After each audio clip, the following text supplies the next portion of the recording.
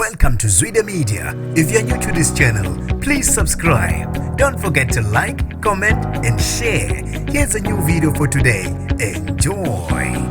Uthi ukhathazekile umndeni wakaNtuli eManqakazi eGingindlovu okhala ngomlilo ovutha ubuhanguhangu ushise yonke into bengawazi uvelaphi. Nginibingelele ngiphinde nginamukele kuphinda kuphi la nibola khona le video. Mangoqala usijoinele likhasi wamalekele igama lami ngusibonga konke wakandando Mothanda ungangibiza intatheli ka YouTube. Ngicela usilandele ezikoleni zokuxhumana @zwide_media. Uthi ucela usizo umndeni wakaNtuli okhathazekile ngomlilo vele oshe ubuhanguhangu maqede ushise yonke into endlini. Umlilo vele uvumbuke bengawazi nokuthi uvelaphi bathi usubakhathazile njengoba abasazi ukuthi benze njalo vele ushise yonke into akanye nezindlu. Lo mndeni ocela usizo uthi noma ubani ongabasiza bacela aphumele obala njengoba kungagcini ngokuthi kube nomlilo kodwa nokudla uma bekuthengile kuvele kunyamalala bengakwazi ukuthi kushonephi. Kanti ke nasebusuku basola ukuthi kunesilwane sesitika ngabo ngocansi baphinde bethole nezingcingo ezizensongo komakhala ekhukhwini ezivela kwezinombolo abangazazi. Bathi ke benze konke okusemandleni kodwa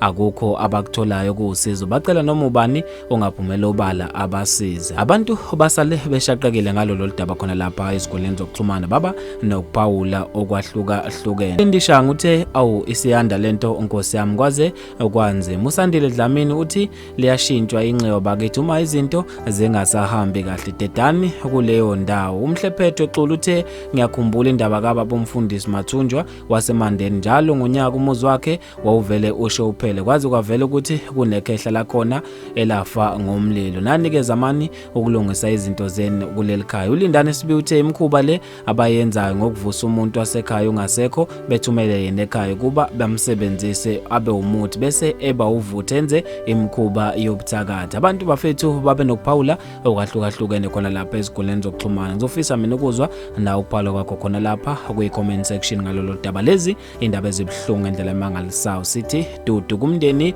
wakaNtuli sengathi bengalithola usizo.